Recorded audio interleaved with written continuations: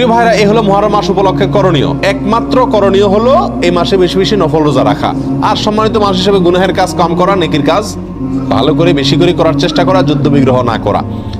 এই মাসের একটা বিশেষ দিন আছে আশুরা, যেটা মুহররমের 10 তারিখে হয়ে থাকে। এই আশুরা উপলক্ষে আমাদের বেশ কিছু করণীয় আছে, আবার কিছু বর্জনীয় আছে।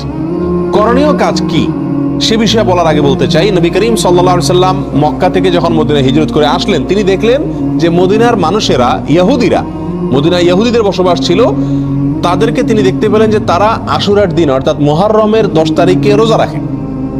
তখন নবী করিম সাল্লাল্লাহু আলাইহি সাল্লাম তাদেরকে জিজ্ঞেস করলেন যে তোমরা এই দিনে রোজা রাখো কেন, রহস্য কি কারণে রোজা রাখো? তখন ইহুদিরা নবী সাল্লাল্লাহু আলাইহি সাল্লামকে জবাব দিলেন যে এই দিনে আমরা রোজা এই জন্য রাখি যে এই দিনে আল্লাহ সুবহানাহু ওয়া তাআলা তার নবী, আমাদের নবী অর্থাৎ বনী ইসরাঈলের নবী, ইহুদিদের নবী মুসা আলাইহিস সালামকে এবং তার জাতি বনী ইসরাঈলকে আল্লাহ তাআলা মুক্তি দিয়েছেন। ফেরাউনের অধীনে তারা কৃতদাস হিসাবে দীর্ঘদিন বন্দী ছিলেন, জুলুমের শিকার ছিলেন। আল্লাহ তাআলা তাদেরকে মুক্তি দান করেছেন, ফেরাউনকে ডুবিয়েছেন, সমুদ্রে ফেরাউনকে ডুবিয়েছেন, আর মুসা আলাইহিস সালামকে এবং বনী ইসরাঈলকে আল্লাহ তাআলা রক্ষা করেছেন। তাহলে বনী ইসরাঈল জাতির প্রতি, মুসা আলাইহিস সালামের প্রতি আল্লাহ তাআলা অনুগ্রহ নাজিল করেছেন, তাকে এবং তার জাতিকে স্বাধীনতা দিয়েছেন, মুক্তি দিয়েছেন। আর সেই জন্য আমরা তার উম্মত হিসাবে শুকরিয়া আদায় করে এই দিন রোজা রাখি। নবী করিম সাল্লাল্লাহু আলাইহি সাল্লাম তাদের এই কথা শুনে বললেন, নাহনু আহাক্কু বিমূসা, তোমরা মুসা আলাইহিস সালামের অনুসারীর দাবি করো ঠিক আছে, কিন্তু মুসা আলাইহিস সালামের অনুসারী হিসাবে তোমরা যত না সত্য, তার চাইতে বেশি সত্যবাদী অনুসারী হিসাবে আমরা। অতএব মুসা আলাইহিস সালামের প্রতি আল্লাহর অনুগ্রহ নাজিল হয়েছে এই দিনে, সেই উপলক্ষে তোমরা যদি শুকরিয়া আদায় করে আল্লাহর কাছে রোজা রাখো, তাহলে আমাদের রোজা রাখার অধিকার আরো বেশি। এই নবী সাল্লাল্লাহু আলাইহি সাল্লাম তখন সাহাবা একরামকে বললেন যে তোমরাও কি করবে, আশুরার দিনে রোজা রাখবে, তবে ইহুদিদের সঙ্গে ব্যতিক্রম করবে। ইহুদিদের সঙ্গে কি করবে?